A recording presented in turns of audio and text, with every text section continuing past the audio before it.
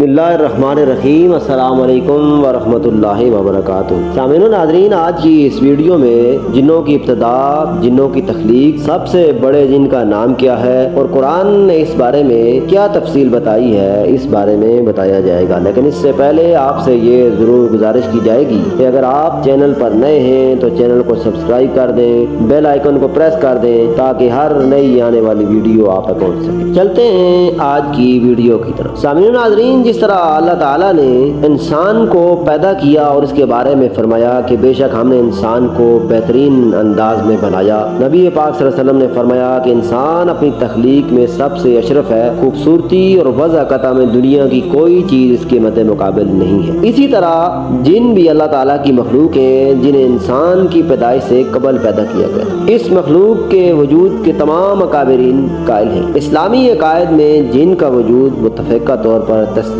کیا گیا ہے، جن کے معنی چھپے ہوئے پوشیدہ دیو بوت کے ہیں۔ قرآن کی اصطلاح میں جن ایک غیر مرئی مخلوق ہے۔ اس مخلوق کا ذکر قرآن مجید میں 8 سورتوں کی 12 اور سورہ جن کی 15 آیات میں موجود ہے۔ جنوں کی تخلیق کب اور کس طرح ہوئی؟ بعض محققین اور تاریخ دان لکھتے ہیں کہ جنات کو آدم علیہ السلام کی تخلیق سے بھی 2000 سال قبل تخلیق کیا گیا تھا۔ قرآن حکیم میں سورہ حجرات کی آیت نمبر 26 اور 27 میں اس کا ذکر آیا ہے، جس کا ترجمہ یہ ہے کہ اور ہم نے انسانوں کو تنتے ہوئے گارے سے پیدا کیا ہے اور جنوں کو اس سے بھی پہلے بے دھوئیں کی آگ سے پیدا کیا ہے۔ ایک اور جگہ اللہ تعالیٰ فرماتا ہے کہ اللہ تعالیٰ نے انسان کو بجنے والی مٹی سے پیدا کیا اور جنات کو آگ کے شعلوں سے پیدا کیا۔ سامعین ناظرین، سب سے پہلے پیدا ہونے والے جن کو مارج کہا جاتا ہے۔ جس طرح حضرت آدم علیہ السلام کو ابو الانبیاء کہا جاتا ہے، اسی طرح مارج کو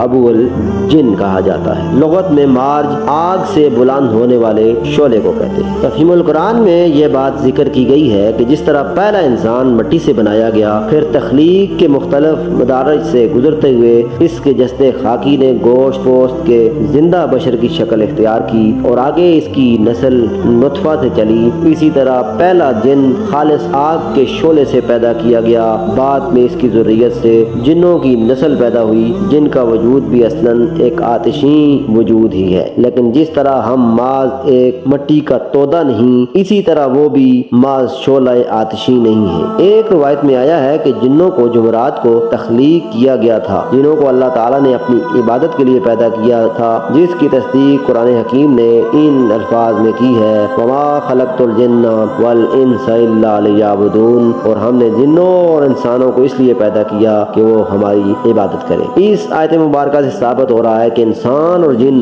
دونوں اللہ تعالیٰ کی مخلوقات میں سے ہیں۔ اللہ تعالیٰ نے انہیں اپنی عبادت کے لیے پیدا کیا ہے۔ سامعین ناظرین، اہل عرب دور جاہلیت میں بڑے توہم پرست ہوا کرتے تھے۔ 360 بتوں کی تو وہ پوجا اور پرستش کرتے ہی تھے۔ اس میں شدت کا عالم یہ تھا کہ ہر خاندان اور قبیلے کا ایک ایک بت ہوا کرتا تھا، کوئی ایک قبیلہ دوسرے کے بت کی پوجا کا مکلف نہ تھا۔ چنانچہ اس دور میں جب عرب قوم کے لوگ کسی سفر پر روانہ ہوتے، راستے میں کوئی وادی یا خوفناک بیاباں آ جاتا تو وہاں سے گزرتے وقت یہ الفاظ ادا کر کے گزرتے کہ میں اس وادی کے سردار اور اس کی قوم کے بے وقوفوں سے پناہ چاہتا ہوں۔ ان کے خیال میں بیابانوں میں جنات کا تسلط تھا اور جنوں کے سردار کی اس لیے پناہ طلب کرتے تھے کہ اس کے ماتحت بسنے والے جن کچھ اذیت نہ پہنچائیں۔ مطلب یہ کہ اس قسم کے رسوم اور اقوال سے انسانوں نے ان جنات کو اور بھی زیادہ مغرور بنا دیا تھا۔ سامعین ناظرین، نے ایک دلچسپ بات یہ ہے کہ جنوں میں سے ایک جن کا نام ابلیس ہے، جو انسان کی دشمنی میں اندھا ہو گیا ہے اور اس نے نسل آدم کو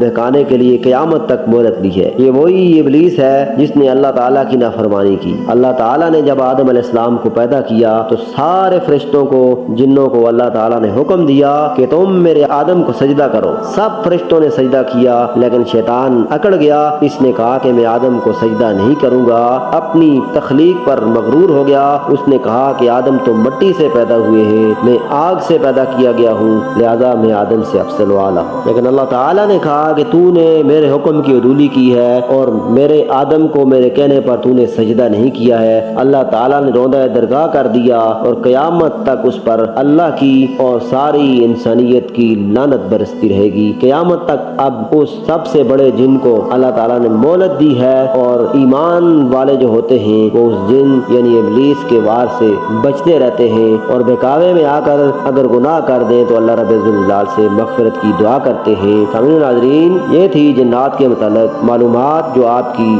گوش گزار کی گئی۔ اگر آج کی ویڈیو پسند آئی ہے تو اس کو لائک کر دیجئے گا، کومنٹ سیکشن میں ضرور بتائیے گا۔ حاضر ہوتے ہیں نئی ویڈیو کے ساتھ، اپنا خیال رکھیے گا۔ اللہ حافظ۔